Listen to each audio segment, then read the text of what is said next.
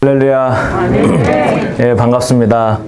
예, 코로나 때문에 여러 가지 위축되어 있는 상황 가운데도 우리 부흥을 향한 갈망이 여러분 가운데 있기를 원합니다. 우리 기도하고 우리 수련의 첫 번째 말씀 나누도록 하겠습니다.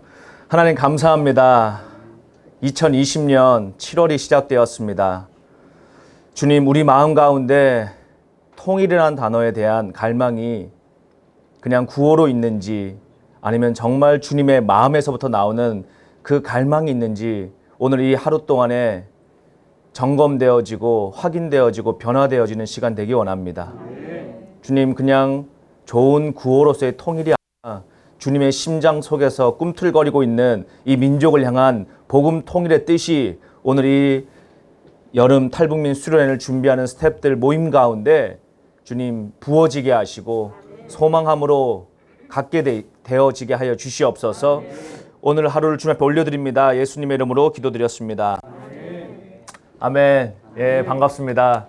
예, 저는 데이비차 선교사입니다. 오늘 제가 여러분과 함께 주어진 시간 가운데 메시지를 나누려고 준비를 해왔는데요. 요즘에 코로나 때문에 제가 더 구체적으로 말씀 안 하셔도 불편한 거 여러분 다 느끼고 계시리라고 생각이 됩니다. 제가 코로나 때문에 실제로 우리 한국 사회 또 한국 교회에 어느 정도 여파가 있는가 여러 자료들을 좀 이렇게 통합을 해보니까요. 이제 여기는 합동 측 교단인데 통합 측 교단 자료를 검토해 보니까 평균 주일 예배 성도 수가 40%가 줄었습니다. 통합 측도. 합동 측도 평균 35%에서 40%가 줄었습니다. 그런데 문제는 온라인 예배에 대해서 어떻게 생각하느냐? 저도 온라인으로 예배가 할 수 있을까? 이런 예를 들면 우리 신학교가 온라인 교육을 안 하잖아요. 어떻게 하나님의 종을 비대면으로 키울 수 있냐? 이게 우리 일반적인 견해 아닙니까? 그런데 여러분, 이제 올해부터 하버드 대학 전체 수업 온라인으로 한대요. 하버드 대학에서. 그래서 지금 어떤 말을 하는가 보니까 제가 교보문고에 가보니까 이런 책 제목이 있어요. 현자는 변하자고 하고 바보는 변했다고 한다. 이게 무슨 얘기냐 여러분? 세상이 우리가 원컨 원치 않건 굉장히 빠르게 변하고 있습니다. 그런데 우리가 본질이 아닌 비본질적인 패러다임에 갇혀 살면 기차는 떠난다는 것이죠. 그런데 이것이 여러분 많은 사람들에게 위기입니다. 근데 또 많은 분들에게는 기회일 수가 있어요. 그래서 오늘 이 시간 가운데 제가 이 뒤에 이제 기도하고 있는데 또 뒤에서 말씀을 준비하고 있는데 우리 목사님께서 통일이라는 단어를 제시를 하셨어요. 근데 여러분 심령에 정말 통일에 대한 이 기대감이 있으세요? 정말 있으십니까? 정말 있기를 원합니다. 여러분, 저는 부흥이라는 단어에 대해서 사실 집회 때 부흥이라는 단어를 많이 쓰지만 제 마음에 부흥 너무 많이 들어가지고 이 기대감보다는 어떨 때는 식상함, 그냥 의뢰하는 표현 이렇게 생각되는 경우가 종종 있었습니다. 그런데 제가 요 근래 여러분 제 10년 가운데 부흥이라는 단어가 살아서 정말 기대감으로 꿈틀꿈틀하고 있어요. 오늘 여러분의 10년 가운데 이 통일이라는 단어가 있기를 원합니다. 그래서 조금 더 오늘 현실에 대해서 좀 살펴보게 되면요. 특별히 가장 피해를 많이 받는 이 교회들, 오늘 교회 중심으로 얘기를 한다 그러면 초대형 교회와 초소형 교회 이 두 양극단이 코로나로 인한 피해를 가장 많이 봅니다. 자, 예를 들어서 여러분 우리 강남에 사랑의 교회가 있는데 제가 특정 교회 언급하면 나중에 좀 없애주든지 이거 어쩔 수 없는 현실이에요, 여러분. 코로나 빵 터지고 나니까 온라인 예배를 우리가 준비한 데다가 대체를 했잖아요. 그런데 여러분 3만 명, 4만 명 모이는 주일 예배 공동체에서 유튜브로 2부, 3부를 드리는데 1000명 이하로 접속이 일어나기 시작을 합니다. 자, 우리 통합측 교단 제일 큰 교회가 명성교회인데 명성교회 6만 명, 7만 명 모이는 교회인데요. 유튜브 이 코로나 빵 터지고 주일 예배가 클로즈되고 유튜브로 하려고 그러니까 준비가 안 돼 있죠. 여러분 주일 예배 시간에 여러분 1000명 이하로 접속을 합니다. 굉장히 지금 그래서 많은 부교육자들이 대안을 제시하고 또 신방을 하기도 어렵잖아요. 지금 뭐 누가 여러분 신방 온다고 하면은 좋아할 성도들이 별로 없잖아요. 대교구들 다 신방하고 해야 되고 뭐 이렇게 해야 되는데 교회를 못 모이면 찾아라도 가야 되는데 찾아갈 수도 없고 그래서 현재 평균적으로 50% 이제 코로나가 우리 한국교회가 부활절에 우리 코로나 뭐 그냥 기도로 뚫어내자 그리고 다 모이자 그랬는데 또 코로나가 터지고 또 언론 자체가 제가 이 사무실 강남에 있어가지고 이렇게 보면 식당이나 여러분 커피숍은 사회적 거리두기를 안 하는 것 같아요. 여러분 이따가 이 설교 끝나시고 우리 식당에 어디 한번 카페 한번 가보세요 여러분. 사회적 거리두기 하는지. 그런데 여러분 교회만 코로나 터졌다 그러면 온 언론에서 여러분 사실은 성가대에서 이게 전이됐는지 밥 먹다가 됐는지 여러분 통성기도가 전이됐는지 아무도 알 수 없습니다. 역학조사관들도 모른다 그래요. 이게 어떻게 지금 전파되고 있는지. 그런데 여러분 언론 신문에는 뭐라고 얘기합니까? 찬양팀에서 성가대 연습하는 가운데 퍼졌다. 통성기도 하는 데 가는데 퍼졌다. 찬양하는 데 퍼졌다. 합심기도 하는 데 퍼졌다. 그냥 추측성 기사를 내는데 우리들 가운데는 위축이 되죠. 위축이 돼요. 그리고 여러분 이미 교회가 굉장히 큰 데미지를 입기 시작을 합니다. 그래서 여러분 지금 또 목사님들한테 여쭤봅니다. 그럼 코로나 과연 얼마 정도 시간 주면 회복되겠느냐? 우리 교회가 코로나 이전에 교회 성도들의 그 숫자로 회복되겠느냐? 회복이 불가능하다라고 예상하시는 분들이 절반이 넘어요. 이게 여러분 현실입니다. 자, 그럼 우리가 이러한 때에 우리가 한번 고민해 봐야 될 게 있습니다. 여러분 역사의 주관자가 누구죠? 하나님이시죠. 물론 여러분 하나님이 뭐 천국에서 코로나를 만들어서 우리한테 뿌린 건 아니지만은 코로나가 이 중국 우한에서 이게 퍼졌지만 참새 한 마리도 하나님이 허락하지 않으면 떨어지지 않는다라는 게 우리 기독교인들의 신앙 아닙니까? 그러면 왜 2020년 이때 여러분 인류 역사 가운데 5대양 6대주의 동일한 전염병으로 전 지구가 스탑된 적이 있었습니까? 없었어요. 여러분 뭐 스페인 독감도 전 지구적인 독감은 아니었습니다. 또 여러분 뭐 흑사병도 전 지구적인 팬데믹은 아니었습니다. 근데 여러분 지금은 전 지구적인 팬데믹이죠. 자, 그러면 우리가 한번 확인해 봐야 될 게 있습니다. 그냥 단순하게 우리가 본능적으로 야 어떻게 하면 생존할까? 어떻게 하면 우리 교회 코로나 안 걸릴까? 어떻게 하면 우리 단체가 피해를 안 볼까? 이 정도로 우리가 반응할 수밖에 없어요. 우리 인간이. 그런데 여러분 왜 하나님이 이 시즌 가운데 코로나를 허락하셔서 한국 교회가 여러분 교회가 힘겨워지고 교회가 이렇게 어려움 겪으면 하나님이 가장 마음 아프시지 않겠어요? 그런데 왜 이 일을 허락하셔야만 하셨을까? 그것은 여러분 자 성경 가운데 전염병이라는 단어가 한 50회 이상 나오게 됩니다. 그런데 이 전염병 전체 나오는 이 횟수 가운데 약 80% 이상이요 하나님의 심판의 도구로 활용돼요. 그러니까 이 한 공동체 가운데 회개할 것이 있을 때 뭔가 돌이킬 메시지가 필요로 한데 이 성도들이 안 듣는 거예요. 교회가 귀를 닫고 있는 겁니다. 그냥 자기 아젠다 가운데 갇혀 사는 거예요. 그냥 내 패러다임 안에 살고 있는 겁니다. 그때 여러분 하나님께서 이 전염병이라고 하는 이 도구를 통해서 교회가 하나님의 이 공동체가 회개하기를 원하세요. 두 번째는 여러분 코로나가 그 전염병이라는 단어가 사용된 약 한 19% 정도의 이 성경에 인용된 이 앞뒤 본문 텍스트를 확인해 보면 하나님께서 마지막 때를 깨닫기 원하는 하나님의 사인으로 우리에게 주고 있습니다. 여러분 지금 뭐 코로나 터졌다고 해서 여러분 뭐 내일 주님 오신다 이렇게 우리가 생각하는 건 말도 안 되죠. 그러나 우리가 분명히 알아야 될 것은 과연 나는 주님의 그 시간 가운데 나의 삶이 정렬되어져 있는가? 지금 나는 하나님의 시간표 가운데 어떠한 의미를 가지고 내가 이 2020년 여름 탈북민 수련회 스텝으로 신청을 하게 됐는가를 여러분 잘 점검해 보시길 바랍니다. 자, 지금 여러분 굉장히 많은 교회가 이렇게 바뀌고 있습니다. 자, 교회만 바뀌는 게 아니에요. 기업들도 여러분 난립니다. 저희 이 선교회에 같이 훈련받았던 우리 형제들 중에 항공사 직원이 있어요. 여러분 뭐 우리나라의 대한항공이나 아시아나항공에 취직할 때 급여 못 받을 거라고 생각하고 취직했겠어요? 토익 980에 예? 좋은 학교 나와서 예? 항공사에 취직을 합니다. 스펙으로 봤을 때는 뭐 대한민국에 그래도 뭐 한 2, 3% 안에 들지 않을까요? 그 정도면은. 여러분 스튜디오스가 취직될 때 집에서 여러분 근무 대기하고 월급도 못 받는 게 몇 개월째 되리라고 생각했을까요? IMF 때도 스튜디오스들 월급 받았어요. 여러분 파일럿들이 기장들이 전 세계 항공 물류의 여객 운송이 80%가 감소해서 집에서 월급 안 나오고 그냥 여러분 스탠바이 하고 있을 거라고 생각했겠습니까? 여러분 한국교회가 6.25 전쟁 때에도 예배했던 나라입니다.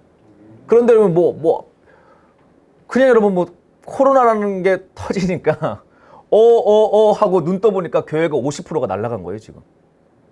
그래서 여러분 저는 이제 침례교단 소속인데 침례교단의 이 총회장님들 목사님들이 모여가지고 코로나 이거 어떻게 되냐 이 컨퍼런스를 하는 내용을 쭉 들어보니까요 이런 얘기를 하시더라고요.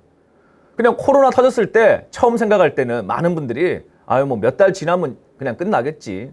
여름 되면은 잠잠해지겠지. 여러분 지금 코로나가 제일 심한 데가 남미인 거 아시죠? 남미가 여러분 더 심해요 지금. 너무 많이 돌아가셔가지고 장사를 지낼 여유가 없어서 여러분 그냥 포크레인으로 흙을 파고 집단 매장을 하고 있습니다. 집단 매장을. 남미 여러분 한번 검색해 보십시오. 구글 같은데. 너무너무 심각해요.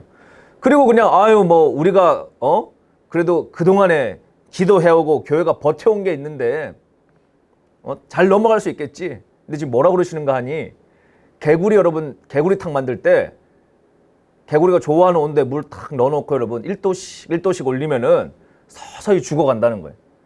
갑자기 뜨겁게 팍 올리면 튀어나가는데 그냥 여러분 2월 달부터 코로나 시작돼가지고 서서히 죽여가는 거예요 여러분. 서서히. 그러면서 여러분 성도들과 교회 안에 어떠한 흐름들이 있는가 하면 아 이제 주일날 예배 안 와도 뭐 괜찮아. 뭐 이제 우리 모일 수도 없어. 또 이런 목회자들도 부교육자들도 그냥 어쩔 수가 없다 그냥. 올 여름 수련회 할 수가 없다. 한다고 해도 장로님도 싫어하시고 목사님도 싫어하시고 부모들도 싫어하고 그거 왜 해야 되냐? 여러분 이런 분위기들이 팽배해요. 그래서 여러분 올 여름 수련회 뭐 어느 정도 규모 있는 교회들 할 수가 없어요. 왜냐하면 제가 얼마 전에도 어느 지역에 제일 큰 교회 집회를 갔더니 시청에서 연락 와요. 여러분 집회하지 말라고. 또 공무원이 와가지고 여러분 막 사진 찍고 이렇게 제대로 하는지 사회적 거리두기 하고 있는지 열 체크 바르게 하고 있는지 막 이런 거 다 체크합니다. 그러니 여러분 이미 교회가 위축이 돼 있는 거예요. 뭔가 부흥회를 하려고 해도. 옛날 같을 때는 많이 오는 게 은혜였는데 지금은 뭘 한다고 해도 여러분 많이 안 오는 게 은혜라는 거예요. 오면은 부담이 되고. 그리고 여러분 우리가 예배할 때 하나님을 집중하고 하나님이 일하심을 집중해야 되는데 우리의 집중이 어디가 있느냐. 혹시나 코로나 터지지 않나. 누가 여러분 예배당 가운데 기침이라도 하면은 그냥 다 쳐다보는 거예요. 코로나 아니야 저거? 이런 여러분 이게 지금 굉장히 중요한 문제예요. 우리도 모르는 사이 여러분 지금 벌써 한국교회가 50%가 여러분 마치 하반신 마비처럼 경직이 되고 있는 겁니다. 자 이런 상태에서 여러분 차별금지법 입법 발의가 됐죠. 뭐 구체적으로 설명 안 해도 아시죠 여러분 차별금지법 뭔지. 자 차별금지법 입법 발의가 돼서 이게 여러분 또 한번 지나간다고 생각해 보십시오. 그러면 어떻게 될까요?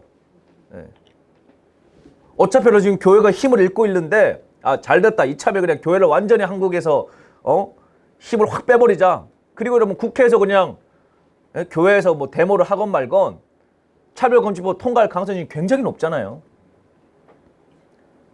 통과됐다고 한번 가정해 보십시오. 그럼 어떻게 되겠습니까? 한국교회가. 하고 눈 떠보니까 여러분 두 손 두 발 다 잘려 있는 거예요. 영국교회가 지금 그렇게 울고 있잖아요. 뭐 했는데 여러분 뒤돌아보니까 예배당들 다 이슬람한테 팔려 있고 교회당들 다 경매 넘어가기 시작을 하고 여러분 제가 이렇게 저는 순회 사역을 많이 하다 보니까 교회 이렇게 내부 어려움들을 많이 듣게 되잖아요. 코로나 빵 터지고 나니까 작년 15,000명 모이는 어느 한 교회가 코로나 터질 줄 몰랐죠. 그래서 여러분 교회를 재건축한 거예요. 그런데 여러분 코로나가 뻥 터졌어요. 그런데 여러분 15,000명 모이는 교회니까 뭐 지역의 초대형 교회 아닙니까? 괜찮겠지. 여러분 예산이 85%가 감소한 겁니다. 교회 헌금이. 왜? 지방 도시니까 온라인 헌금이란 개념 자체가 어르신들이 여러분 뭐 농협 같은 데 가가지고 그냥 수협 같은 데 다니시고 이러는데 여러분 60, 70, 80 되신 권사님들이 도시에 있는 분들은 그래도 인터넷 뱅킹, 뭐 폰 뱅킹 이런 게 그나마 익숙하시지만 시골 지역으로 갈수록 여러분 그런 게 더 어색하십니다. 그리고 여러분 저희 부모님 하더라도 예? 교회 헌금하면 여러분 항상 은행 가셔가지고 새돈 바꾸시고 그러세요. 예? 못 바꾸면 예? 다리미로 다리도 제가 어릴 때 아니 아버지 뭐 10,000원짜리 주름 펴서 내면은 11,100원 되는 것도 아닌데 굳이 왜 그렇게 하시나? 어른들의 그 하나님 경외하는 어떤 마음의 표현이죠. 그러니 여러분 교회가 코로나 터지고 여러분 부교육자 급여가 바로 스탑이 됐어요. 교회 차압 들어오면 안 되니까 이자만 겨우겨우 갚고 있는 겁니다.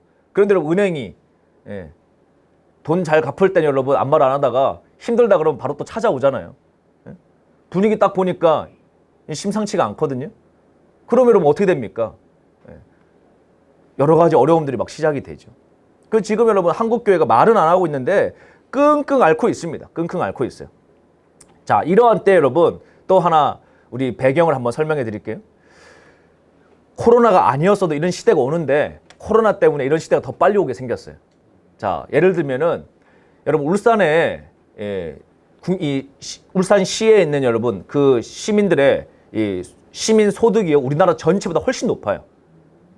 왜냐하면 거기 여러분 좋은 회사들이 많잖아요. 현대중공업, SK화학, 그다음에 여러분 미포조선, 배 만드는 곳, 뭐 이런 거에 관련된 중소기업들이 엄청나게 많으니까 이 평균 도시에 여러분 소득이 45,000불, 5만 불입니다. 우리나라 평균이 29,000, 3만 불이라 그러면 GNP가. 그런데 여러분 울산에 제가 집회를 가보니까 현대자동차에서 이제 신입직을 안 뽑는데요.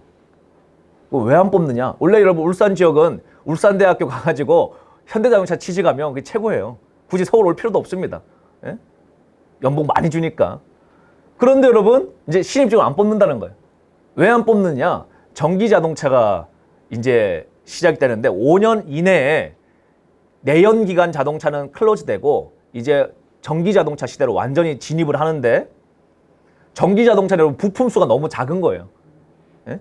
우리 본네트 열면 여러분 막 엔진에 막 부품들 엄청 많잖아요. 그래서 한 10만, 20만 타면 이제 막 고장 나가지고 여러분 뭐 이것저것 다 바꿔야 되는데 전기자동차는 그냥 뚜껑 열면 여러분 배터리하고 뭐 없어요 그냥. 그래서 여러분 이 조립 과정이 굉장히 그냥 간소화되는 겁니다. 조립 공정 가운데. 그래서 여러분 노동자가 많이 필요하지가 않아요. 그래서 신입직 안 뽑는다. 원래 있는 직원도 지금 잘라내야 되는데 노조가 데모를 하니까 자르진 않고 그냥 이 사람들 정년 퇴직시키고 현대기아 자동차는 신입직을 안 뽑겠다. 이게 원래 작년에 발표한 현대기아 자동차의 미래 비전이었습니다. 우리 신입직을 안 뽑고 매출은 극대화시키겠다. 이런 비전을 가지고 있었는데 코로나가 빵 터졌어요. 예. 그러니까 여러분 이게 어떻게 되고 있느냐 지금. 미국에서 여러분 자동차 만들면 미국이 사줘야 되잖아요. 우리나라 자동차를. 근데 여러분 미국이 지금 코로나 터져가지고 또 거기다 여러분 뭐 저기 흑인들 폭동까지 터져가지고 차 살 여유가 있겠습니까? 차 살 여유가 없죠. 그럼 북미 지역에서 차량을 아무도 안 사죠. 소비가 급감하는 겁니다. 그러니 여러분 어떻게 돼요?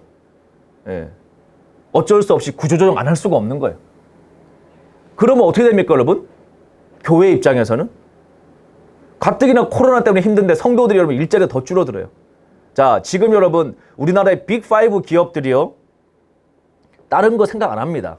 뭐 투자, 뭐 올해 이익 이런 거 생각하는 회사들이 없어요. 뭐만 생각하느냐? 부도 안 날 생각만 하고 있습니다. 그래서 저희 집이 용인인데 용인 옆에 이제 광교에 그 호수공원 주변에 갤러리아 백화점이 2달 전에 새로 오픈을 했어요. 얼마 투자했냐 봤더니 5천억을 투자했대요. 하나그룹에서. 그 백화점을. 그런데 여러분 그러면 기업 입장에서 여러분 백화점은 위치나 모든 면에서 여러분 최고의 상권에 지하철역 다 통과되죠. 모든 광역버스 다 앞으로 다니죠. 엄청나게 많은 그 땅값에 대한 비용을 지역이나 시에다가 지불을 하고 백화점을 세우죠. 또 여러분 이 교통 혼잡세 같은 걸 다 비용을 부담하죠. 이게 인허가 나기가 쉽지가 않은 거예요. 백화점이라는 게. 그런데 여러분 그렇게 많은 시간과 에너지를 써가지고 노른자 자리에 예? 백화점을 세웠는데 그거 여러분 팔고 싶겠어요? 기업 오너 입장에서? 안 팔고 싶을 거 아니에요. 상식적으로. 2달 전에 오픈했는데 매물로 나왔습니다. 왜 그럴까요, 여러분? 아, 뚜껑 열어봤더니 장사가 안 돼서? 예, 요새 코로나 때문에 장사가 안 되죠. 그것 때문이 아니에요, 여러분. 기업이 여러분 한두 달 때문에 그런 의사결정을 하지 않습니다. 왜 그럴까요? 이 장기적으로 보니까 지금 우리가 현금을 최대한 확보하는 게 낫다. 좀 손해보더라도. 여러분, 우리나라에서 돈 제일 많이 갖고 있는 데가 삼성그룹이죠. 삼성그룹 안에서 그러면 현금 보유량 최고 많은 데가 삼성생명입니다. 삼성생명의 본사가 강남역 5번 출구에 있습니다. 그 4개 삼성 빌딩이 있죠. 거기 하나가 삼성생명인데 삼성생명이 본사를 매각을 이미 했어요. 여러분 자산 가치가 여러분 100조 이상 갖고 있는데 빌딩 그거 팔아봐야 여러분 1조도 안 됩니다. 우리한테 1조가 엄청나게 큰 돈이지만 기업 입장에서 여러분 본사를 회사 접을 것도 아닌데 팔았단 말이에요. 왜 이런 일들을 하고 있을까요? 우리 일반인들이 느끼지 못하지만 엄청난 지금 가을, 내년 어마어마한 여러분 금융위기 또는 실업위기 또는 여러분 엄청난 2차 팬데믹 위기 이 예측이 불가능해요. 97년도 외환위기는 여러분 우리 입장에서는 우리가 통과하느라 고통스러운지 모르지만 지구적인 입장에서 볼 때는 여러분 아시아 지역에 있던 몇몇 개발도상국의 금융위기였습니다. 그냥 금융위기. 지금은 여러분 전 지구적인 위기예요. 전 지구적인 위기. 이런 위기가 여러분 우리 생각해 봐야죠. 하나님 왜 이렇게 하셨어요? 하나님 왜 그렇게 하셨어요? 또 이걸 통해서 우리 한국교회와 전 세계 교회가 어떻게 주님 반응하길 원하세요? 주님 무엇 때문에 이걸 하시길 계세요? 자, 제 내면적으로 받은 응답들을 오늘 몇 가지 나누는 가운데 여러분들이 꿈꾸시고 있는 이 통일과 연결되어지길 간절히 원합니다. 자, 제가 올 1월에 이제 이스라엘을 갑니다. 매년 저는 이제 우리 강남에서 학생들을 한 100명 정도, 한 6, 70명, 30주간 훈련을 시켜서 이 마지막 29주차, 30주차 아울렛지를 이스라엘로 이제 다 가요.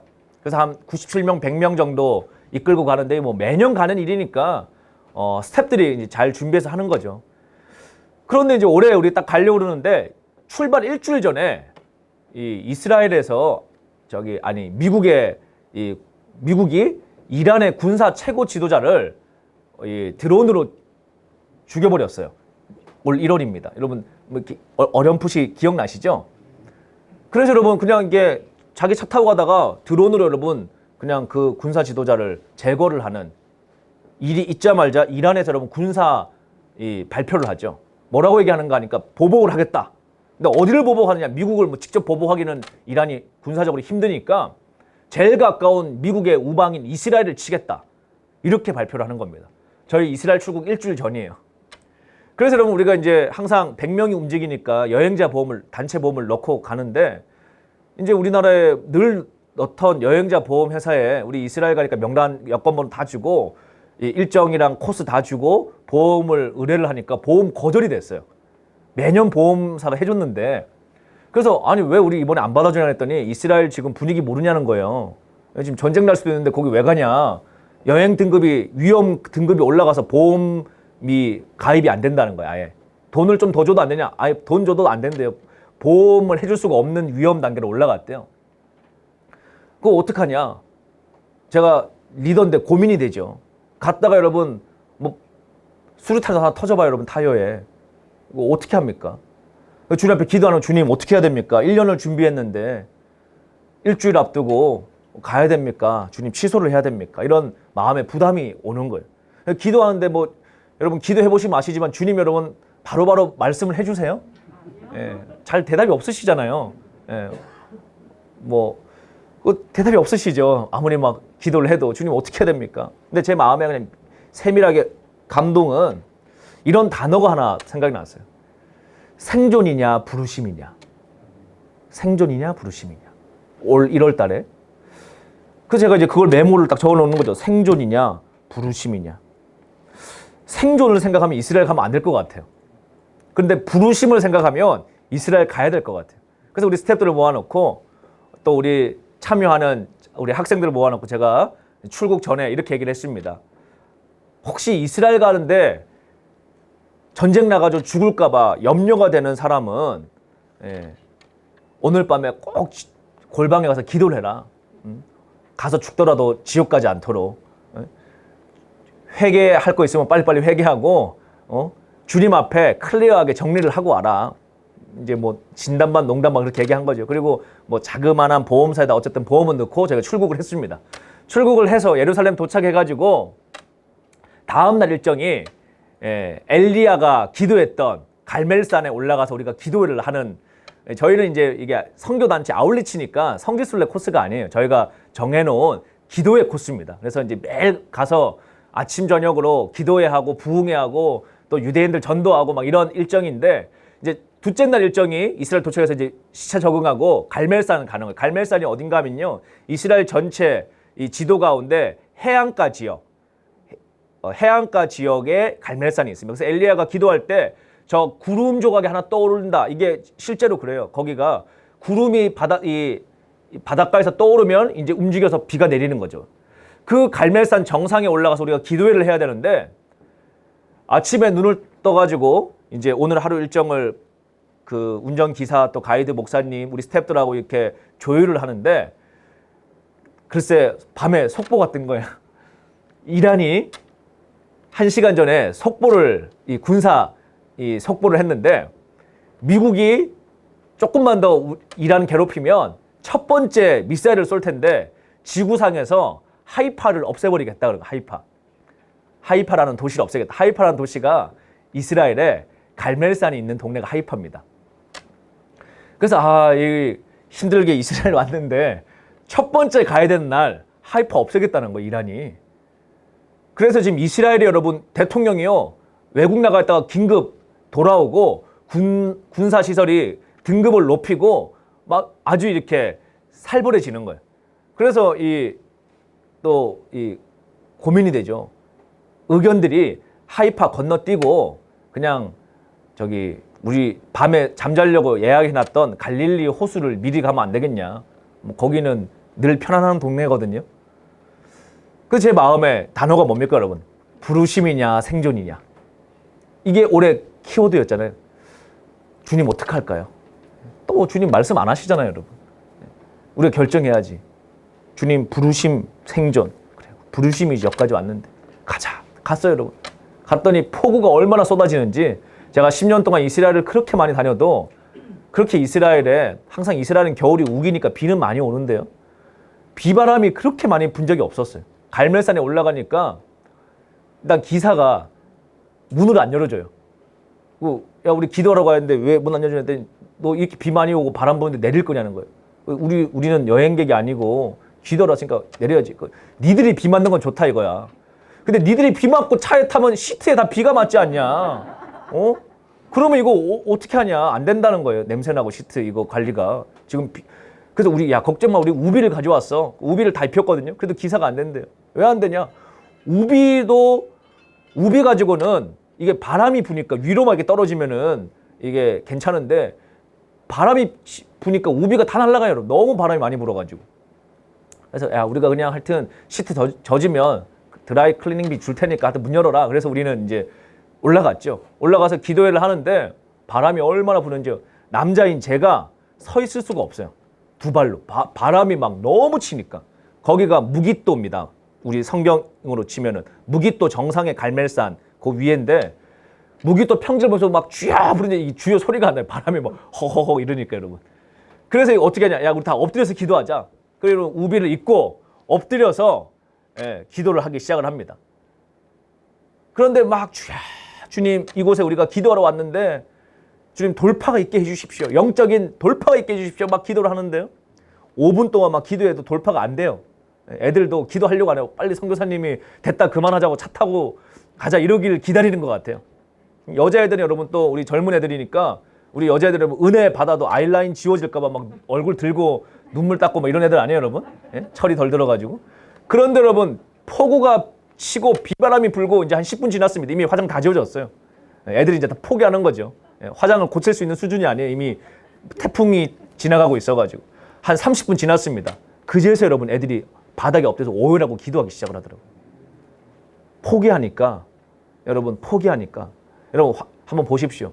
비 맞는 거 비 안 맞으려고 하면은 뭐 옵션이 많죠. 그냥 비 맞아도 좋으니까 주님 기도하겠습니다라고 아예 딱 포기해버리면요. 그냥 완전히 주님 앞에 몰입을 하는 거예요. 자매들이 여러분 화장 지워지는 거, 머리 여러분 뭐 망가지는 거 다 20대 애들이니까 그거 여러분 30분 비 맞고 포기 딱 하니까 그때 여러분 엎드려서 기도를 하는데 정말 마음을 다해서 기도를 하더라고요. 그렇게 여러분 40분, 50분 기도하니까 마음이 하나 되어서 뭔가 영적으로 빵 하고 뚫리는 느낌을 우리가 다 경험을 하게 되었어요. 그리고 이제 갈멜산에서 이제 갈릴리로 올라가는데 다음날 뉴스 기사를 보니까요. 트럼프 대통령이 백악관에서 장군들을 다 집합시켜 놓고 이란을 향해서 특별 성명을 발표한대요. 온 세계가 주목하는 겁니다. 이란 뭐 치겠다는 거 아닌가. 근데 여러분 놀랍게도 더 이상 확전하지 않겠다. 이렇게 발표를 하는 거예요. 그리고 여러분 하이파가 잠잠해졌습니다. 그 이스라엘 제가 이제 일정을 다 마치고 돌아오는 날요. 돌아온 날. 여러분 하나님 안에서 여러분 우리 성경에 이렇게 돼 있죠. 모든 것이 협력하여 선을 이룬다. 여러분 이것은 여러분 코로나는 제외됩니까? 아니에요. 모든 것이 하나님 안에서 모든 것이 협력하여 선을 이뤄요. 지금 우리한테 굉장히 불편합니다. 교회에게 굉장히 큰 데미지입니다. 한국 기업에게 우리 모든 이들에게 너무나도 불편한 코로나지만 이것 또한 그리스도 안에서 우리가 바르게 반응한 자들에게는 협력하여 선을 이루게 하신다는 겁니다. 저는 여러분 이제 이스라엘을 출국하는 마지막 날, 그 이제 예루살렘에서 마지막 식사를 우리 가이드해 주신 목사님들에게 이제 대접하고 교제를 나누고 있는데 친구 목사님이 연락이 왔어요. 뭐 만나려고 한 게 아닌데 이스라엘에 있는데 제가 이스라엘에 있다라는 소식을 듣고 어디에 있는지 가까우면 얼굴이라 한번 보자 이렇게 연락이 온 거예요. 그런데 사실은 저는 이제 40분 후면은 공항으로 출국을 해야 돼요. 그래서 뭐 이렇게 만나고 말고 할 여유가 없어요. 이제 마무리 식사 대접하고 버스 타고 이제 우리 공항 가야 되는 일정인데 전화가 와서 우리 이제 점심 마무리 짓고 출국하려고 그런다. 한국 가서 보자 그러려고 그러는데 어디냐고 우리 예루살렘에 어디 식당이다 그랬더니 거기 바로 5분 거리에 본인이 있으니까 얼굴이나 보자는 거예요. 그래서 뭐 그러라 그러고 이제 밥 먹고 있으니까 이제 친구 목사님이 왔어요. 그래서 이제 어떻게 한국에서도 못 보는데 이스라엘에서 보냐. 그리고 이제 헤어지려고 그러는데 여기 5분만 있으면 5분 거리에 그 유대인들 알리야 하는 그 본부가 있으니까 온 김에 와서 기도라도 좀 해주고 가라. 그래서 시간 보니까 이제 한 30분 남은 것 같아요. 그래 뭐 갔다가 뭐 버스 타지. 그리고 이제 갔는데 저희가 이제 그때 당시에 지용훈 목사님이라고 우리 뉴욕에 거리 전도 하시는 그 지용훈 목사님 아시죠, 여러분? 같이 이번에 갔었거든요, 이스라엘을. 같이 이렇게 가는데 지용훈 목사님하고 지용훈 목사님 이런 얘기를 하시는 거예요. 딱 그 건물에 도착하자마자 화장실을 좀 찾아달래요. 그래서 제가 여기 건물 뭐 주인도 아닌데 제가 화장실 어떻게 아냐고. 하여튼 화장실 너무 급하대요. 그래서 막 오자마자 화장실을 가셨어요, 목사님.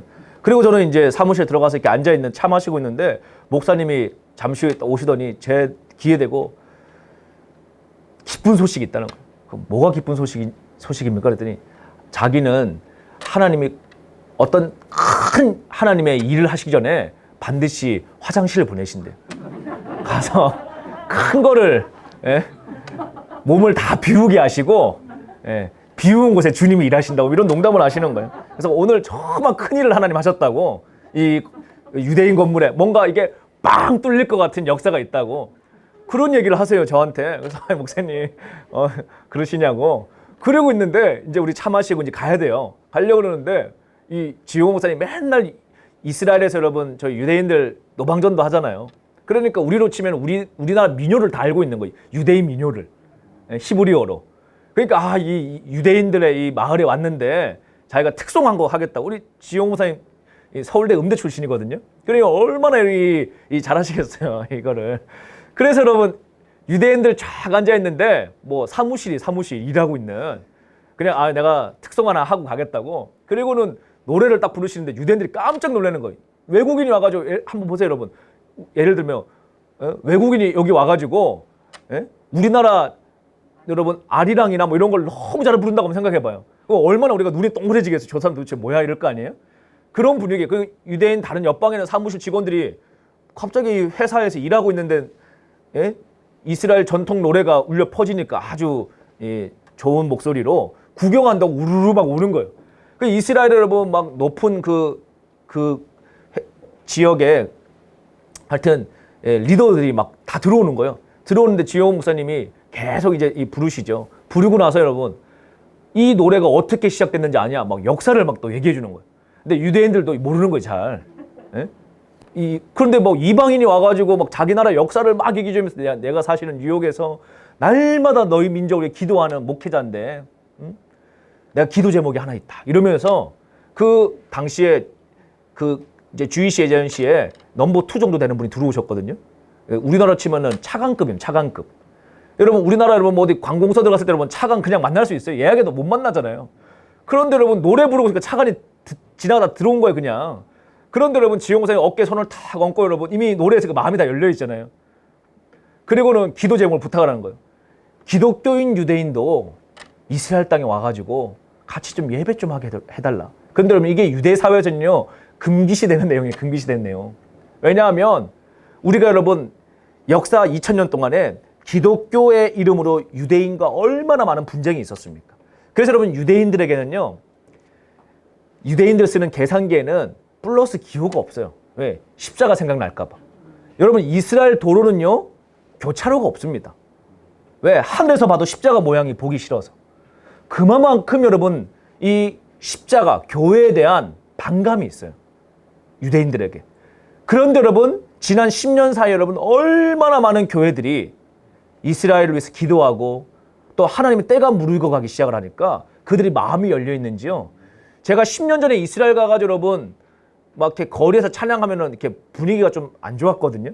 그런데 여러분 한 5, 6년 전부터는 벤야후다 같은 우리도 지금 명동이나 강남 거리 같은 데서 찬양을 이렇게 스태프들하고 한 100명이 막 앰프 가지고 와서 막 찬양하고 있으면 유대인들이 와가지고 막 각시 춤추고 막 어떤 랍비노 와서 기도해달라 그러고 나도 예수 믿는 유대인이라고 저희한테 와가지고 막 자신의 정체를 드러내기도 하고 이런 일들이 굉장히 많았습니다.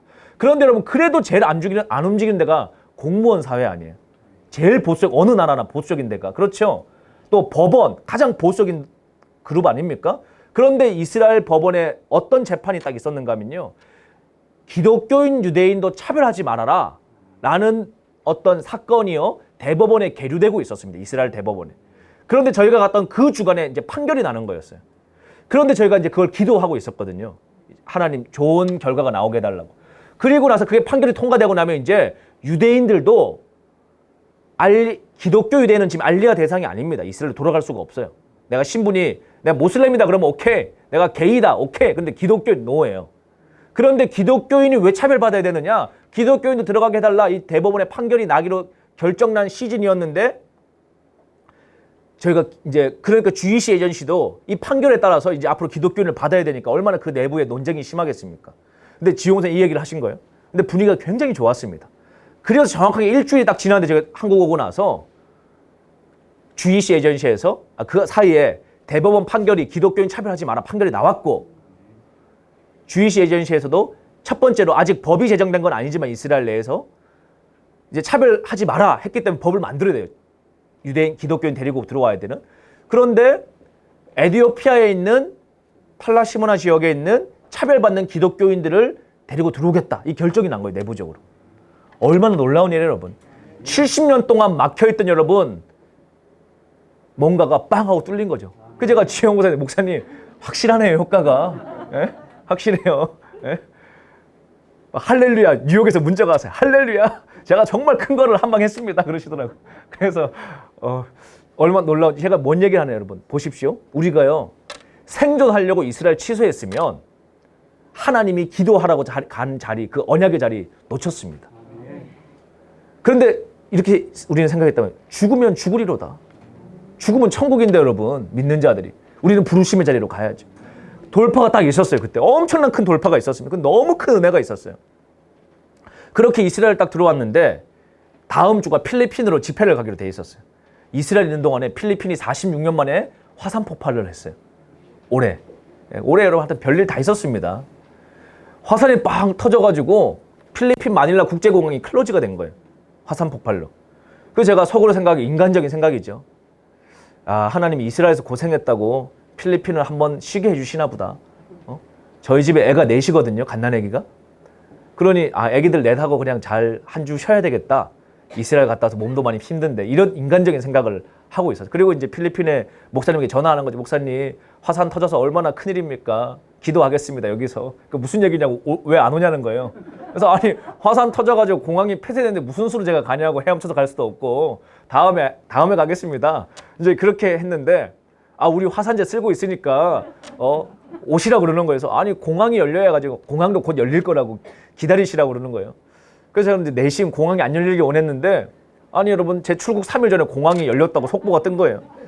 그래서 제가 아니 정말 집회하실 거예요? 그랬더니 아니 화산재 다 쓸어놨대요. 교회 앞마당에. 그래서 이제 아내한테 여보 내가 화산이 재폭발할지도 모른다는데 또 단어가 뭡니까 여러분. 공항에 제가 앉아가지고 주님 도대체 2020년 왜 이렇게 어렵습니까? 매년 가는 아울리치도 전쟁 날까 말까 뚫고 우리가 보험사 찾고 찾아서 겨우 갔고 가서도 여러 이슈가 많았고 힘든 기도 안 하면 이게 매일 결정해야 되는 거예요. 생존이냐 부르심이냐는. 그리고 이제 와가지고 필리핀 집회 해외 집회 뭐 늘상 하는 일인데 필리핀 앉아있는데 올 2월입니다.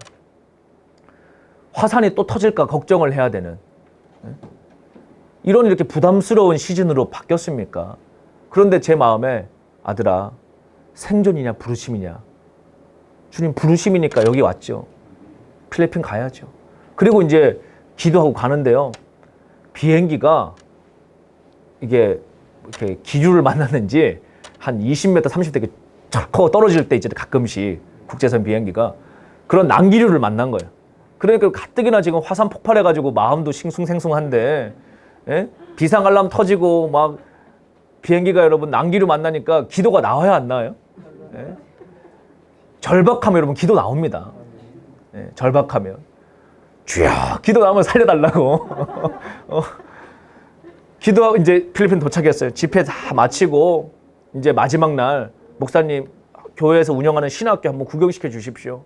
그랬더니 알겠다고 아침에 이 숙소 앞에 나오라고 해서 봉고차를 타고 이제 가는 겁니다. 근데 가는데 이상해요. 느낌이 차들이 다 이삿짐을 싣고 우리 반대 방향으로 다 오는 거예요. 우리는 이렇게 가는데 반대쪽으로. 그래서 아니 목사님 이제 이 핸드폰을 켜고 지도를 딱 보니까 이게 방향이 화산 터진 쪽으로 가고 있어요. 차가. 그래서 아니 이거 신학교가 어디에 있어요? 그랬더니 제가 그걸 안 물어 신학교 위치를 안 물어보고 신학교 가자 그랬던 거예요. 신학교가 하필이면 화산 터진 코앞에 있는 거예요. 그래서 이제 가니까 계란 노른자 냄새가 살살 나기 시작을 해요. 이제 휴게소 들리니까 아직 거기는 화산 터진 바로 코앞이라서 그냥 화산재가 가득하고 도로에도 화산재가 여러분 가득하고 화산재가 날려요 그냥. 그런 곳에 관광객 다 취소되고 거기 사는 주민들도 탈출하고 있는데 저는 이제 그쪽으로 가고 있는 거예요. 집회 잘 마치고. 기도가 안 나올 수가 없는 거예요 여러분. 살려달라고. 기도하고 집회 다 마치고 한국으로 딱 들어왔습니다. 야 이제 한시름 났구나. 그리고 이제 다음 주에 저희가 이제 운영하는 이 청소년들 이 학원이 있는데 수학 캠프를 이번에 처음으로 해보려고 기획을 했었어요. 그래서 여러분 낮에는 수학 가르치고 밤에는 부흥회하고 이런 거를 이제 처음 해보려고 기획을 한 거기 때문에 저도 신경이 많이 쓰이는 캠프였습니다. 왜냐하면 낮에 여러분 막 인수분해하고 미적분 풀다가 밤에 예수님 부르짖고 하면 애들이 이게 뭐 어디 잔단에 맞춰야 될지 모르잖아요. 그래서 이제 애를 많이 쓰고 있는데 코로나가 빵 터진 거예요. 그래서 모든 수련회고 뭐 이런 게 다 취소되는 거예요. 지금 그 이제 시기가. 그때 제가 이제 고민이 되죠. 주님, 왜 이렇게 올해는 힘듭니까? 뭐 하나 하기가. 네? 일상생활 하는 게 너무 힘든 일상생활 하는 게 제가 2월, 3월 느끼면서 아니 이거 주님 수련회 7개월 전에 준비해가지고 200명 다 받아놓고 또 최고 좋은 호텔에 잡아가지고 너무너무 잘 준비를 했는데 이거 취소해야 됩니까? 학부모들이 전화가 와요. 코로나 걸리면 어떡할 거냐고, 책임질 거냐고 막 항의 전화가 오고. 그래서 취소하실 분은 취소하시고 저희는 그냥 하겠습니다. 그리고 이제 한 명이 취소하고 저희가 했습니다. 뭐 너무 은혜롭게 잘 끝났어요. 잘 끝나고 이제 들어왔죠. 그리고 나니까 팬데믹이 빵 터진 거예요. 코로나가 대유행이. 그러면서 이제 제가 또 인간적으로 생각하는 겁니다. 야, 잘 됐다. 외부 집회 다 취소됐어요. 올해 뭐 잡혀있던 거. 원래 지금 여러분 제가 이 시기에요. 시카고에 집회하고 있어야 되거든요. 7월 4일 날. 예, 작년에 잡혀있는데 다 취소되는 거예요. 코로나 때문에. 뭐 할 수가 없으니까. 다 취소가 되면서 저도 이제 올림픽 공원 가가지고 그냥 산책하는 거죠. 코로나로 하나님이 싫어하나 보다. 집회도 다 취소되고 책이나 써야 되겠다. 뭐 이런 생각을 하고 있는데 제 마음에 말씀을 하나 주셨어요. 아들아, 기도해야 될 때다. 그런 마음을 주시는 거예요. 기도해야 될 때다. 아, 주님 기도해야 맨날 하죠. 그게 아니라 정말 전심으로 기도해야 될 때라는 거예요. 제가 오래전에 어떤 그림을 하나 비전을 주셨는데요. 큰 파도가 밀려오는 환상 같은 그런 비전이었어요. 제가 여러분 그 비전을 보는데 너무 두려운 거예요. 야, 저 파도 맞으면 죽겠구나. 제가 너무 파도가 크니까 쓰나미 같은. 그런데 여러분 저쪽에 보니까 젊은이들 여러분 저 파도를 저는 두려워하고 있는데 하와이 같은 데 가면 여러분 서핑 타는 애들 있죠. 서핑 타는 애들이 여러분 파도를 향해서 막 뛰어 들어가는 거예요.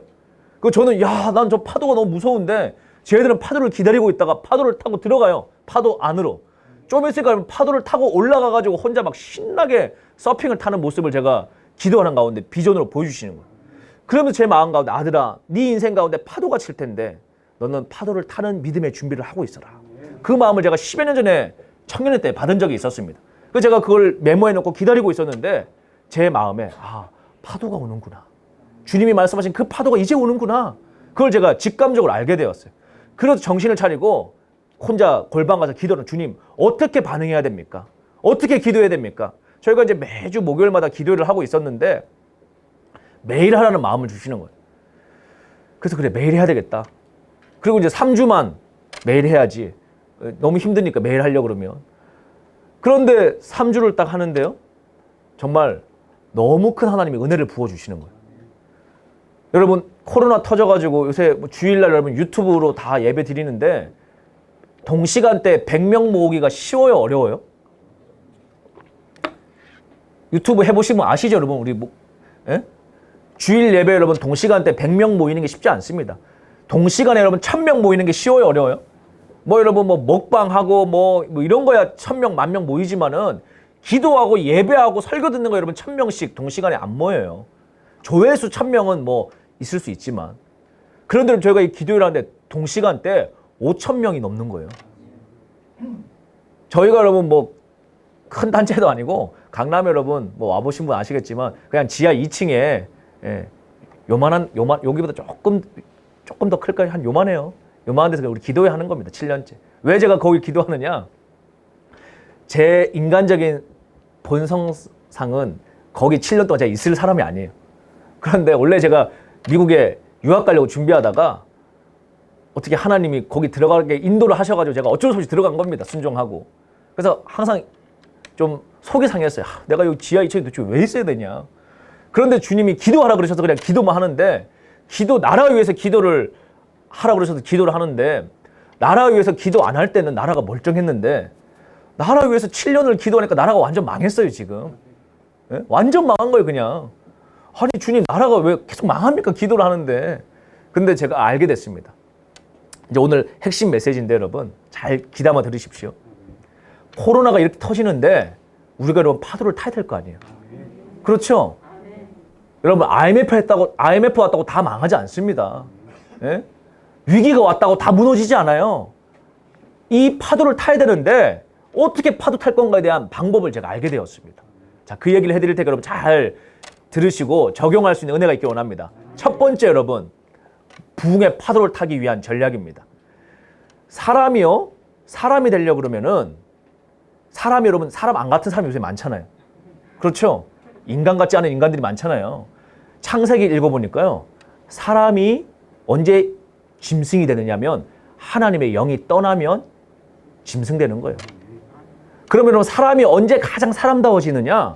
하나님의 영이 충만하면 인간이 되는 겁니다. 자, 그럼 이게 무슨 말인가 하면 여러분, 이 세상에 지금 우리 포스트 코로나 시대, 아까 제가 뭐 일자리 줄어진다 그랬죠? 소득이 전반적으로 줄어드는 시대, 이게 어쩔 수 없습니다. 비대면의 시대, 이 저항할 수가 없어요. 마치 18세기에 산업혁명이 증기기가 개발됐을 때 뭐 노동은 사람이 해야지, 그리고 여러분 기계 부시는 운동이 있었는데 그거 여러분 대세가 안 됩니다. 그와 마찬가지로 지금 여러분 이제 앞으로 원격 의료가 시작이 됩니다. 우리나라도. 원격 예배가 어쩔 수 없이 시작돼요. 여러분 이번 여름에 제가 수련회 강사로 초청해 와달라고 해가지고, 아니 이번 수련회 1000명 모이는 수련회를 하신다는 거예요. 어느 교회에서 연락 오셔서 목사님이, 아니 코로나인데 1000명이 뭐예요? 걱정하지 마십시오. 온라인으로 1000명 모읍니다 그러시더라고요. 근데 여러분 그냥 온라인으로 유튜브가 아니고 인터파크에서 예매해가지고 티켓을 내고 여러분 온라인으로 줌으로 들어와가지고 온라인 예배를 한대요. 이런 시대가 막 열리고 있어서 앞서가는 교회들은 벌써 막 쭉쭉쭉 치고 나가는 겁니다. 자, 그런데 여러분 이러한 때 어떻게 우리가 탁월하게 파도를 탈 거냐, 4가지를 오늘 제가 정리해드리고 우리 기도를 하려고 그러는데요. 잘 들으시길 바랍니다. 자, 이 코로나 이후 시대에는 여러분 코로나가 없었어도 원래 이런 시대가 오고 있었는데 더 빨라졌어요. 어떤 시대냐? 이세돌이 여러분 우리나라 바둑 1등이잖아요. 그런데 몇 년 전에 알파고한테 졌죠? 그거 어떻게 생각하세요, 여러분? 그게 우리한테 주는 의미가 뭐라고 생각하십니까? 제가 청소년 집회 가서 물어보니까 애들이 저희는 바둑 안 해서 몰라요 그러더라고요. 네. 여러분 또 어떤 사람은 우리는 바둑하고 상관없으니까 우리하고는 상관없어요. 네, 그게 아닙니다, 여러분. 인간이요, 사고력을 하는 것 중에 가장 고난이도 사고력을 할 수 있는 게임이 바둑이에요. 그런데 그 인간의 사고력을 이제 컴퓨터가 앞섰다라는 것을 증명해주는 사건이 알파고의 이세돌을 이긴 사건입니다. 무슨 말인지 아시겠죠? 자, 무슨 얘기냐? 200년 전에 인간의 노동력을 기계가 이기는 사건이 있었어요. 그게 증기기관 개발입니다. 그때 여러분 처음 개발될 때 우리 당시 조선시대 여러분 영국하고 너무 거리가 떨어져 있었으니까 아무 상관이 없었죠. 그러거나 말거나 우리는 그냥 가 쓰고 다녔는데, 지금은 여러분 전 세계가 초연결 시대이기 때문에 이게 속도가 빠르잖아요. 전염병도 빨리 움직이고 모든 게 빨리빨리 움직이잖아요. 그런데 여러분 이세돌이 졌다, 이게 뭔 얘기냐? 우리의 사고력 컴퓨터가 대체한다라는 겁니다. 자, 이게 어떻게 우리 현실에게 지금 다가오고 있는가 하면요, 우리 여러분 우리 한국에서 여기 이 동네에서 목동에서, 예? 목동도 교육열 치열한 동네잖아요. 여기에서 여러분 어디 고등학교 전교 1등 해가지고 인문계 서울대 사회과학계 들어갔다고 한번 생각해 보세요. 거기서 여러분 2학년 때 경제학과 들어가가지고 또 여러분 반에서 200명 반에서 또 10등 해가지고 미국의 MBA 펜실베니아 유펜 같은데 와튼 스쿨 들어갔다고 생각해 보십시오. 거기 들어가서 여러분 학비 비싸거든요.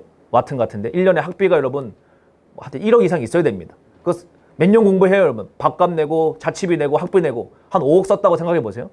그리고 나서 여러분 거기서 또 반에서 10등 안에 들어가지고 골드만삭스에 취직했다고 생각해 보세요. 뉴욕에. 그러면 여러분 목동에서 뉴욕까지 취직했다. 진짜 개천에서 욕난 거죠. 그런데 여러분 골드만삭스 왜 들어가려고 그러냐? 월급을 많이 준단 말이에요. 거기서 한 10년 푹 사갔다가 여러분 한국에 오면 현대증권 사장 이런 거 시켜주니까 거기 젊은 애들이 가는데,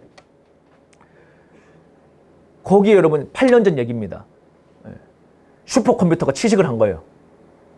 그러면 이제 여러분의 아들이 골드만삭스 취직했다고 생각해 보십시오. 우리 아들이 서울대 경제학과 나와가지고 와튼 나와가지고 골드만삭스 취직해서 우리 집안의 영광인 아주 자랑거리인데, 신문 기사 보니까 슈퍼컴퓨터가 골드만삭스에 입사 딱 뜨는 거예요. 그 엄마가 볼 때 우리 아들이 슈퍼컴퓨터한테 지겠어? 이렇게 생각하시겠죠. 자, 여러분 아들은요 점심시간 되면 밥 먹으러 가시고 점심 먹고 커피 드시고 오후 되면 퇴근하시고 연가 내고 월차 내고 또 비행기 타고 한국에 휴가 내면 엄마 보러 와야 되고 하잖아요. 슈퍼컴퓨터가 커피를 먹습니까? 점심을 먹습니까? 휴가 내고 한국을 갑니까? 24시간 일하겠죠. 자, 노동 생산성이 아들이 좋을까요? 컴퓨터가 좋을까요? 얼마나 좋으냐? 한 2배 차이 나면 좋겠는데, 600명의 세계 최고의 인재들이 한 달 동안 하던 업무를 슈퍼컴퓨터가 들어오니까 3시간 20분 만에 끝내버립니다. 기업 분석하는 애널리스트 일을. 자, 여러분이 사장님입니다. 600명 둘까요? 컴퓨터를 쓸까요? 컴퓨터 쓰겠죠? 다음 달 600명 전부 다 해고당합니다. 이게 8년 전 일이에요. 자, 그럼 우리는 또 이렇게 생각합니다. 야, 다행이다. 우리 주변에 골드만삭스에 취직한 애가 없어가지고 피해를 안 받네. 그게 아니고 여러분, 이게 이제 여파가요, 대한민국에 미쳐요. 미치고 있었는데 코로나 때문에 더 빨리 미치게 생겼습니다. 자, 이런 우울한 시대를 얘기하는 거예요. 근데 여러분, 이 골드만삭스에 있던 컴퓨터가요, 그냥 거기만 계시면 좋은데 현대증권에 취직을 해버리네. 한국의 여의도에 와가지고 우리나라 애널리스트 다 옷 벗는 겁니다. 원래 여러분, 애널리스트가 증권사에 꽂히거든요. 네, 꽃들 다 필요 없어요. 이제 지금 여러분, 우리나라 증권사에 애널리스트 별로 없습니다. 네, 그냥 간판급만 몇 명 있지. 그 슈퍼컴퓨터가 분석하는 거를 애널리스트 이름으로, 또는 애널리스트가 다시 검토해가지고 이것을 컨펌해준 역할의 애널리스트만 있죠. 그걸 일일이 분석하는 사람들 다 잘랐어요. 자, 얘가 가만히 있고, 그러면 또 미국의 의대로, 의학대학병원의 레지던트로 취직을 해버립니다. 8년 전 얘기예요. 여러분, 의사가 하나 대학병원 교수 되려고 하면 20년 걸리는데, 학부 때부터 시작해가지고, 여러분, 얘가 병원에 취직하자마자 미국에 있는 모든 8,500개 병원의 임상 기록을 다 외워버립니다. 그리고 어저께까지 나온 의학 논문을 다 공부해버립니다. 이 슈퍼컴퓨터가. 뭐 잠을 안 자니까. 그리고 잊어버리지도 않고. 우리는 여러분, 외우면서 실시간 잊어버리잖아요. 그렇죠, 여러분. 우리 학교 다닐 때 열심히 외워가지고 시험지 나눠주면 여러분, 막 잊혀지기 전에 먼저 막 써놓고 여러분, 답안지 내면서 다 읽고 나오잖아요. 그런데 여러분, 슈퍼컴퓨터 잊어버립니까? 안 잊어버려요.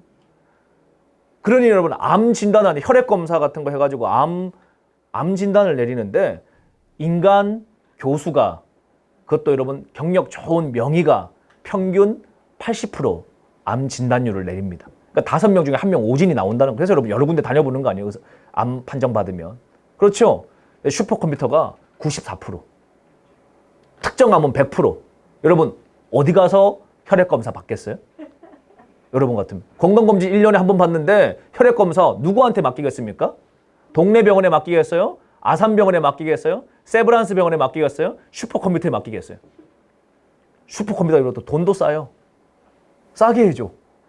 어디가, 당연히 슈퍼컴퓨터 맡기겠죠. 자, 이 슈퍼컴퓨터 여러분, 미국에 가만 안 계시고 한국으로 오십니다. 인천에 있는 가천길병원으로 오세요. 암 진단 시장이 어떻게 될까요? 빅5 병원이 깨져버립니다. 이게 뭐죠, 여러분?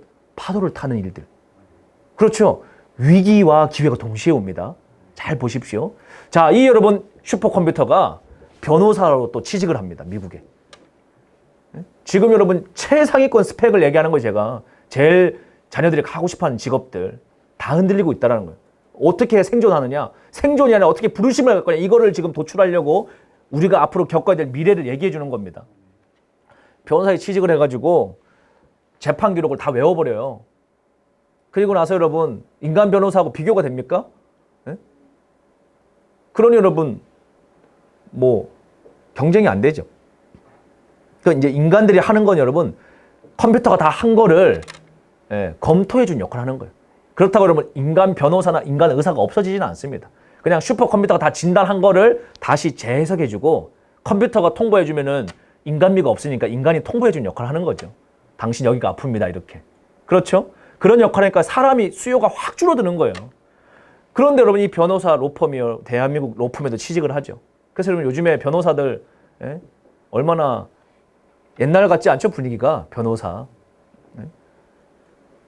세무사, 변리사, 회계사, 옛날 같지 않습니다, 여러분. 발바닥 땀나게 뛰어다녀야 되는 시대예요. 이제 먹고 살려면은. 이런 어려운 시대가 와요. 자, 그럼 이제 우리가 탈북민 여름 준비 스텝 수련회인데, 뭐 이렇게 나라 망하는 것도 힘들고 코로나 때문에 마스크 쓰는 것도 답답해 죽겠는데, 몰라도 될 해외의 저런 부담스러운 얘기까지 우리가 왜 알아야 되느냐. 자, 이러면 우리가 파도 어떻게 탈 거냐. 첫 번째, 제가 여러분 20대 시절에요, 교회를 다니는데 제 안에 갈등이 있었습니다. 어떤 갈등이냐. 여러분, 동네에요, 소문난 학원 갑니다. 학원이 소문이 왜 날까요? 잘 가르치니까. 잘 가르친다는 게 뭐 여러분, 시험 보면 성적 오른다는 얘기 아닙니까? 그렇죠? 그러면 애들이 뭐예요? 그럼 거기 가서 공부하고 성적 올라가는 겁니다. 소문난 병원이 있어요. 그건 뭔 얘기예요, 여러분? 잘 치료한다는 얘기죠. 그래서 가면은 병이 나아요. 저는 소문난 교회를 다녔습니다. 예? 강남에 소문난 교회를 다녔단 말이에요. 그럼 여러분 믿음이 잘해야 될 거 아니에요. 뭐 삶이 바뀌든지 죄를 이기든지 뭐 얼굴에서 여러분 광이 나든지 뭐 해야 될 거 아니에요. 교회를 한 10년 다니면. 학원도 여러분 1년만 다녀도 성적이 오르는데 병원도 여러분 몇 주만 가도 여러분 몸이 났는데 교회 한 10년 다니면 뭐 있어야 될 거 아니에요. 결과물이. 근데 여러분 제가 24년을 교회를 한 주도 안 빠지고 다녔거든요. 뱃속에서부터. 근데 결과물이 안 나오는 거예요. 제 삶에. 에? 죄를 이기는 능력도 복음의 파워도 알기야 다 알죠. 여러분. 목사님 설교 들었는데 제가 여러분 뭐 중등부 회장도 하고 고등부 임원도 하고 대학부 셀 리더도 하고 성가대장도 하고 여러분 뭐 다 했는데 제가 모르겠어요. 교회에서 가르치는 거. 근데 아는 거 말고 진짜 제 삶에서 복음의 파워가 안 나오는 거예요. 이게 제 안의 고민인 거예요. 에? 여러분 전도 하지 마라 그래도 여러분 혹시나 한번 생각해 보십시오. 여러분이 오늘 이 집회 마치다가 주님이 알게 해주시는 거예요. 코로나 백신 제조법을. 상상만 해도 여러분 너무 행복하죠? 예? 간장 2스푼에 설탕 1스푼 넣어가지고 참기름 한 방울 떨어뜨린 다음에 연락이 흔들어서 여러분 마시면은 코로나 끝? 이걸 혹시 주님이 알려줬다? 예? 이걸 근데 주님이 야 이거 아무한테도 말하지 마라. 너만 먹어. 딱 그러시는 거예요. 그러면 여러분 그걸 막 말하고 싶어가지고 간장 2스푼에 설탕 1스푼에 참기름 한 방울 섞어가지고 여러분 당장 누구부터 먹이겠어요? 집에 가가지고 가족부터 먹일 거 아니에요. 너 아무한테 말하지 마. 그냥 먹어 일단. 왜 엄마 이거 왜 먹어? 야, 일단 그냥 먹어. 그럴 거 아니에요. 그렇죠? 여러분 복음이요. 진짜 느껴지잖아요. 예수 그리스도의 복음의 파워가